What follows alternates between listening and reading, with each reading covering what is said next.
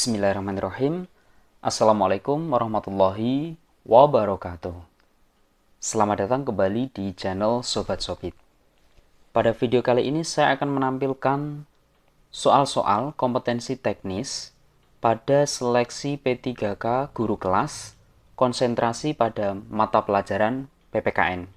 Sebelum saya lanjutkan, bagi Bapak Ibu guru yang belum melaksanakan sholat, saya menyarankan untuk melaksanakan sholat terlebih dahulu, baru melanjutkan menonton video ini. Sebelum kita mulai belajar, mari kita berdoa terlebih dahulu. Bismillahirrahmanirrahim. Allahumma inni istauda'tuka ma'allamtani fardudhu ilayya inda hajati ilaih ya arhamar rahimin. Bapak Ibu guru, soal-soal yang saya tampilkan kali ini adalah soal-soal yang diujikan pada uji kompetensi pendidikan profesi guru dan soal-soal pada seleksi kompetensi bidang sebagai syarat untuk kita menjadi guru. Sebelum saya lanjutkan, kemarin kita ada mini tryout pada seri 1. Mari kita bahas terlebih dahulu tryout yang kemarin sudah Bapak Ibu kerjakan, baru nanti kita lanjutkan ke soal PPKN.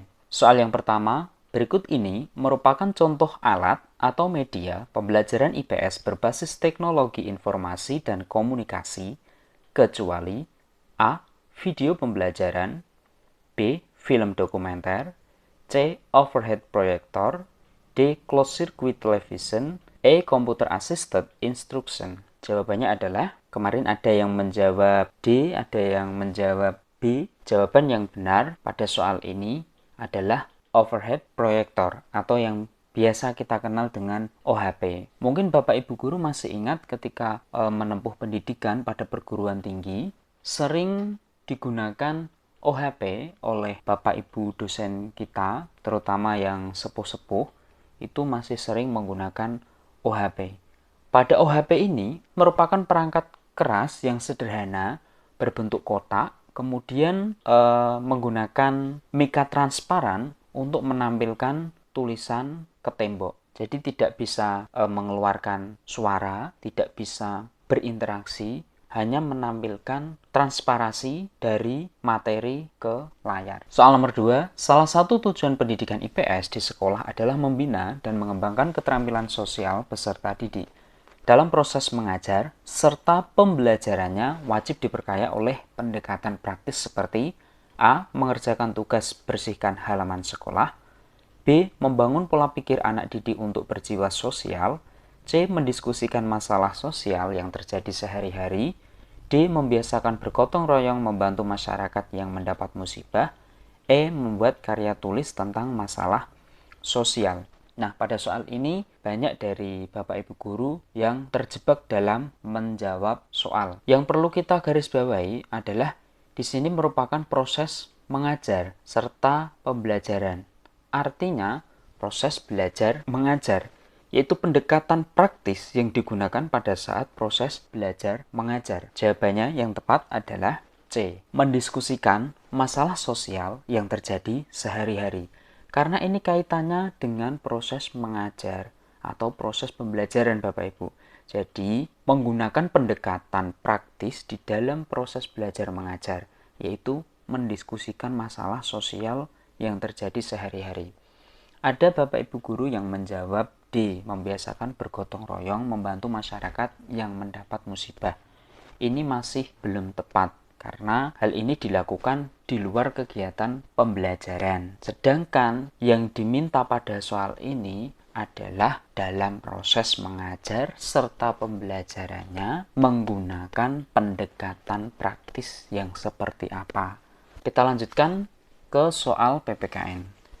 Soal yang pertama, segala campur tangan dalam urusan peradilan oleh pihak lain di luar kekuasaan kehakiman dilarang, kecuali dalam hal-hal sebagaimana dimaksud dalam Undang-Undang Dasar Negara Republik Indonesia tahun 1945, yaitu pada A. Pemberian hukuman, B. Pembebasan bersyarat, C. Pemberian grasi, D. Pemberian remisi, E. Dijatuhkannya denda. Jawaban yang paling tepat adalah C. Pemberian grasi. Soal nomor 2. Penggunaan rubrik analitik untuk penilaian KD menyajikan hasil identifikasi nilai-nilai Pancasila dalam kehidupan sehari-hari. Mata pelajaran PPKN kelas 5 SD dimaksudkan untuk menilai kompetensi keterampilan A. Menganalisis, B. Melakukan, C. Mempresentasikan, D. Menjelaskan, E. Mengevaluasi. Kata kunci dari soal ini yaitu KD, menyajikan hasil identifikasi. Bagaimana cara menyajikan hasil identifikasi?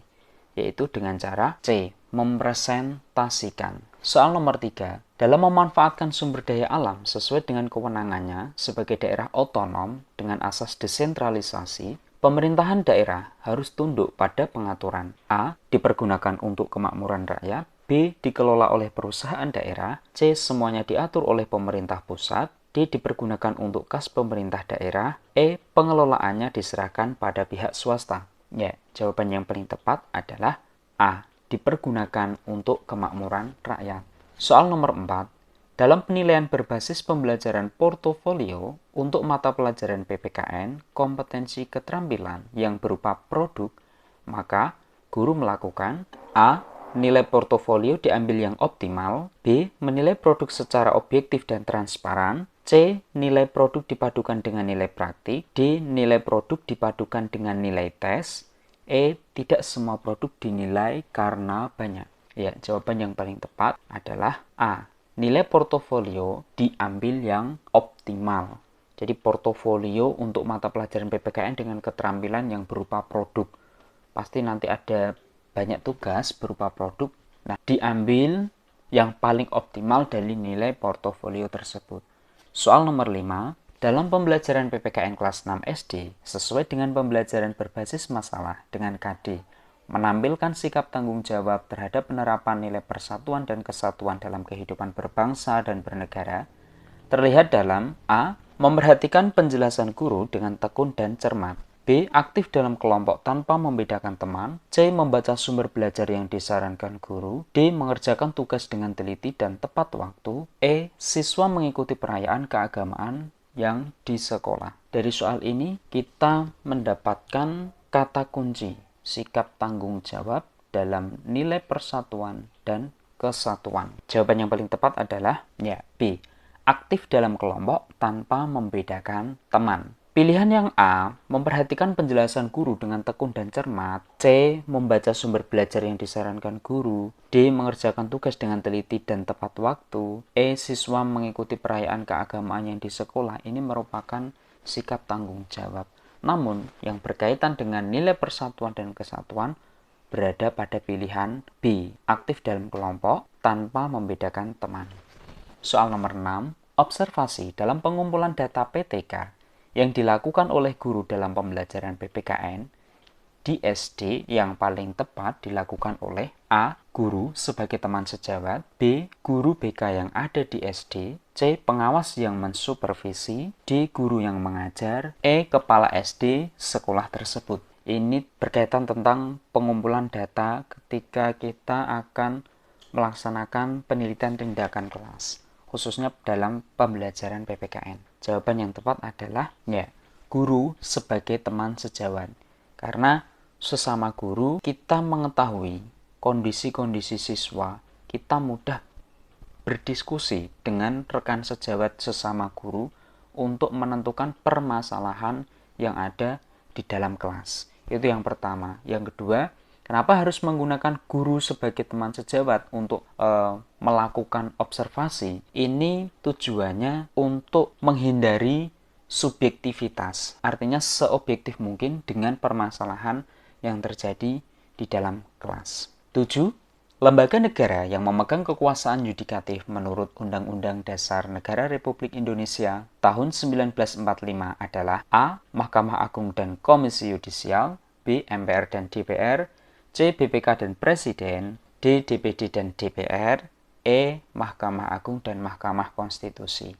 Ya, jelas ya kalau untuk soal seperti ini jawabannya adalah Mahkamah Agung dan Mahkamah Konstitusi.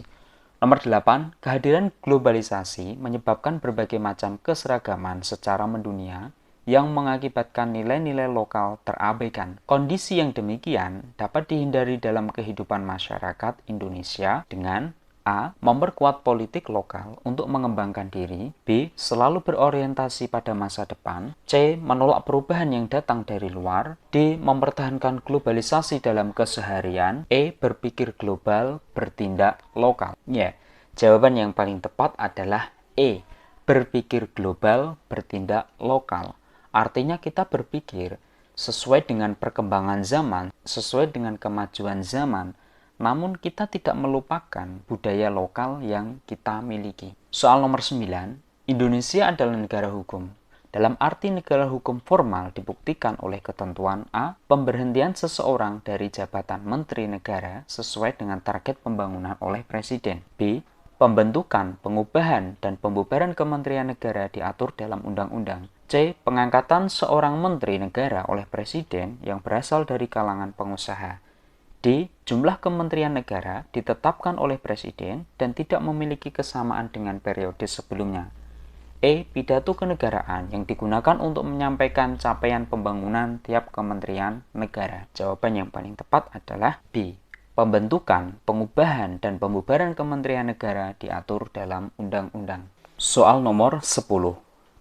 Prosedur yang panjang dalam memberhentikan presiden dan atau wakil presiden dalam masa jabatannya dimaksudkan untuk A. Mempertahankan MPR sebagai lembaga tertinggi negara yang memegang kedaulatan rakyat. B. Memperkuat sistem presidensil sehingga tidak mudah mengganggu jalannya pemerintahan. C. Memudahkan tuduhan bila mana jalan pemerintahan tidak kondusif. D. Melibatkan semua komponen kelembagaan negara DPR, MA, MK, dan MPR. E. Tidak dimungkinkannya sistem parlementer sehingga hak DPR perlu diperluas. Jawabannya adalah ya, B. Memperkuat sistem presidensil sehingga tidak mudah mengganggu jalannya pemerintahan. Jadi prosedur yang panjang dalam memberhentikan presiden atau wakil presiden dimaksudkan untuk pada pilihan B ini. Jadi Bapak Ibu Guru sudah harus terbiasa dengan soal-soal ataupun jawaban yang panjang. Selanjutnya, ini ada mini tryout untuk Bapak Ibu Guru bisa melakukan pause pada video ini, kemudian menuliskan jawaban pada kolom komentar.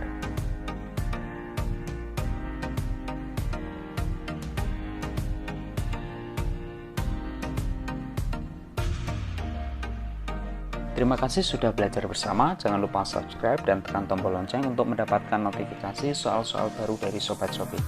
Allahumma lulus, selamat, manfaat, barokah. Terima kasih. Wassalamualaikum warahmatullahi wabarakatuh.